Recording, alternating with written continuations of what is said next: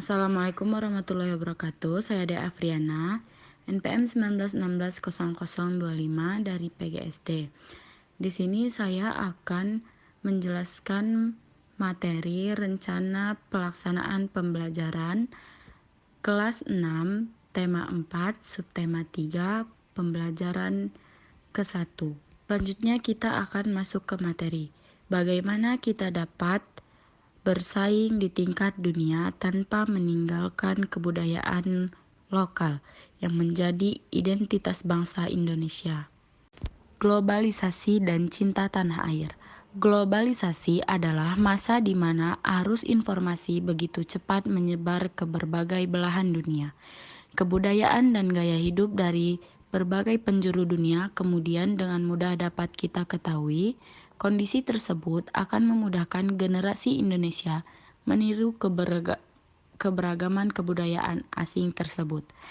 Berpikir global dan bertindak lokal adalah salah satu cara yang bisa dilakukan untuk tidak menjadi korban di era globalisasi.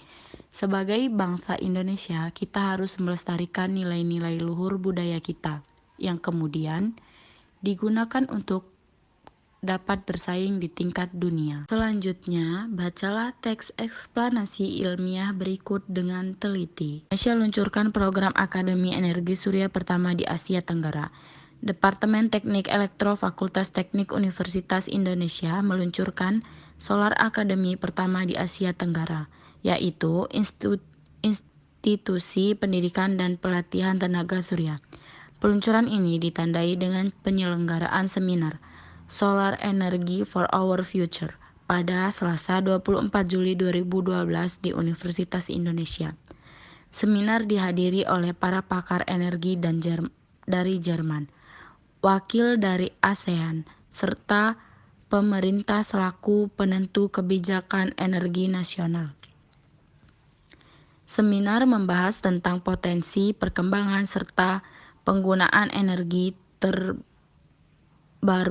tenaga surya di Indonesia dan di Asia Tenggara. Indonesia dan negara-negara di Asia Tenggara merupakan negara kaya potensi sumber energi terbarukan khususnya tenaga surya, namun potensi pemanfaatan tenaga surya tersebut belum optimal. Sel surya merupakan lempengan tipis terbuat dari silikon yang dapat mengubah langsung cahaya matahari menjadi energi listrik. Lempengan sel surya tersebut diberi muatan positif dan muatan negatif. Saat cahaya mengenai lempengan tersebut, kemudian akan memicu muatan positif untuk bertemu dengan muatan negatif, sehingga terjadilah arus listrik. Saat ini, penggunaan sel surya masih terbatas hanya dalam skala kecil seperti pada barang-barang elektronik dan sebagai pembangkit listrik pada daerah-daerah yang masih sulit dijangkau oleh jaringan listrik. Terbatasnya pengguna sel surya dikarenakan biaya untuk membuat lempeng silikon cukup tinggi. Dengan perkembangan teknologi, diharapkan dapat ditemukan cara untuk meningkatkan efisiensi kerja dari sel surya. Pendirian Akademi Surya ini merupakan wujud nyata kepedulian UI yang diharapkan dapat menjawab permasalahan bangsa Indonesia mengenai krisis energi saat ini. Usaha mencari sumber energi alternatif yang bersih, tidak berpolusi, aman, dan dengan persediaan yang tidak terbatas. Sebagai pengganti bahan bakar fosil perlu terus diupayakan, di antaranya adalah energi surya. Di era globalisasi ini, dengan adanya kebutuhan energi yang makin besar, penggunaan sumber energi listrik beragam tampaknya tidak bisa dihindari.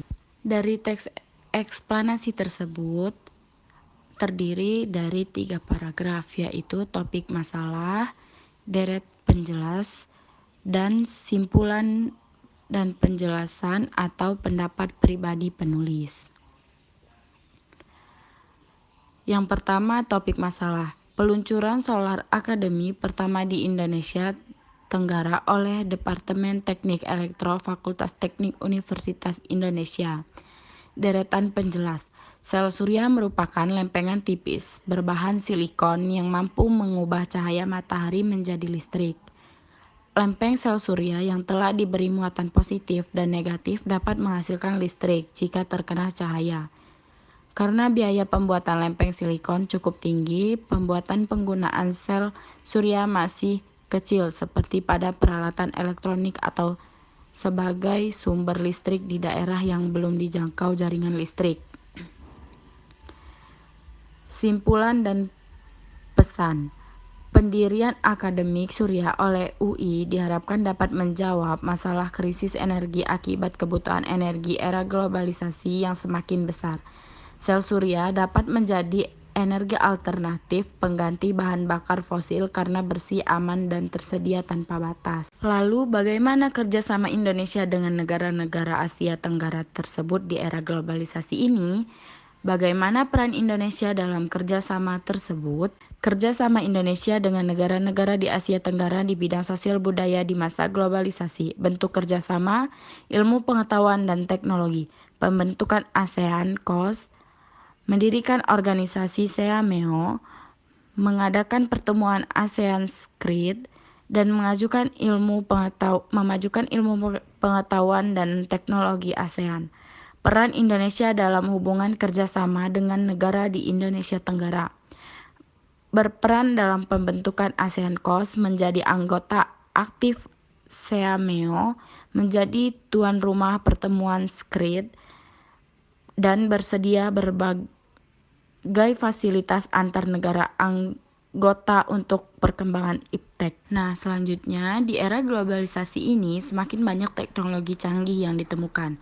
Hampir seluruh penemuan tersebut menggunakan energi, khususnya listrik. Namun, akhir-akhir ini pasokan listrik semakin berkurang akibat semakin menipisnya sumber energi untuk memproduksi listrik seperti minyak bumi, gas, batu bara, dan panas bumi. Salah satu cara yang dapat kita lakukan adalah mencari sumber energi alternatif yang bersih, aman, bebas polusi, dan selalu tersedia tanpa batas. Salah satu bentuk energi alternatif tersebut adalah sel surya. Kamu telah membaca sedikit informasi tentang prinsip dasar dari cara kerja sel surya. Sekarang, amati cara kerja panel listrik tenaga surya berikut. Siapkan alat dan bahan. Pertama, kentang. Bisa diganti lemon atau umbi-umbian yang lain. Selanjutnya, lampu LED atau lampu bohlam kecil. Kabel, penjepit buaya, lempengan tenaga, lempengan seng.